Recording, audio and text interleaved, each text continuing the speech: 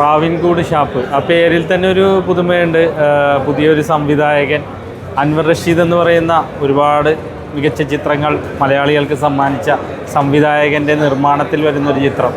ഷൈജു ഖാലിദ് എന്ന് പറയുന്ന ക്യാമറമാൻ, എല്ലാം അവരെല്ലാവരും ചേർന്ന് ഒരുപാട് ആർട്ടിസ്റ്റുകൾ, അവരെ മിന്നും പ്രകടനങ്ങൾ, പ്രത്യേകിച്ച് ബേസിൽ ജോസഫ് ആയാലും സൗബിൻ ഷാഹിർ ആയാലും മത്സരിച്ച് അഭിനയിച്ചിരിക്കുന്ന ചാന്ദിനി, ഒരുപാട് നാളുകൾക്ക് ശേഷം അദ്ദേഹത്തിൻ്റെ നല്ലൊരു ശക്തമായിട്ടുള്ള കഥാപാത്രം. അതിൽ അഭിനയിച്ചിരിക്കുന്ന ഓരോ കഥാപാത്രം, വില്യം വേഷത്തിൽ വന്ന ആ ഒരു സഹോദരൻ നല്ല രീതിയിൽ തന്നെ ചെയ്തിട്ടുണ്ട്. തീർച്ചയായിട്ടും ഈ ഒരു ചിത്രം ഒരു വെറൈറ്റി ഉള്ള ഒരു ചിത്രം തന്നെയാണ്. ഒരുപാട് പുതുമകൾ സമ്മാനിച്ചു. ക്യാമറ വർക്കായാലും ലൈറ്റിൻ്റെ കാര്യത്തിലായാലും മ്യൂസിക്, അതേപോലെ തന്നെ ആർട്ട് വർക്ക്, എല്ലാം ലൊക്കേഷൻ എല്ലാം നമ്മൾക്ക് കാണാൻ പറ്റിയ ഘടകങ്ങളുള്ള ഒരു വെറൈറ്റി ഉള്ള ഒരു ചിത്രം തന്നെയാണ് പ്രാവീണ്യം.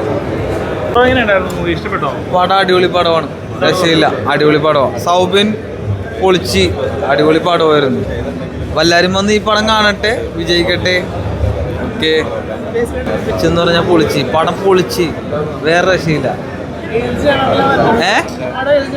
വികലാംഗനായിട്ടുള്ള ഒരു നല്ല സൂപ്പർ പെർഫോമൻസ് ആയിരുന്നു. എല്ലാവരും വ്യത്യസ്തമായ വെറൈറ്റി ആയിട്ടുള്ളൊരു കോമഡി വർക്കൗട്ട്, നല്ല സൂപ്പറായിട്ട് ചിരിക്കാനുണ്ട്. എന്തായാലും ഫാമിലിക്കൊക്കെ പറ്റിയ നല്ലൊരു പടമാണ്. 2025 ഇറങ്ങിയാൽ ഒരു ഫാമിലിക്ക് പറ്റിയ നല്ലൊരു നല്ല ത്രില്ലറാണ്. സസ്പെൻസ് എല്ലാം ഉണ്ട്, നല്ല വെറൈറ്റി. ആ ഒരു കൺസെപ്റ്റാണ് എൻ്റെ മൈൻഡിൽ.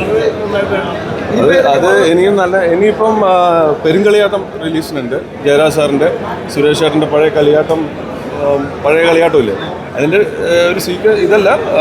അതുപോലെ ആ ഒരു ഇത് വെച്ചിട്ട്, തെയ്യത്തിൻ്റെ ഒരു ഇത് വെച്ചിട്ട് പെരുങ്കളിയാട്ടം ഉടനെ തന്നെ അടുത്ത് തന്നെ റിലീസ് ചെയ്യും.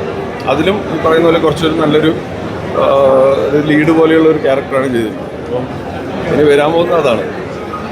പിന്നെ ഒരു തെലുങ്ക് മൂവി ചെയ്യുന്നുണ്ട്, അതിൻ്റെ പണിപ്പുരയിലാണ്. Thank you.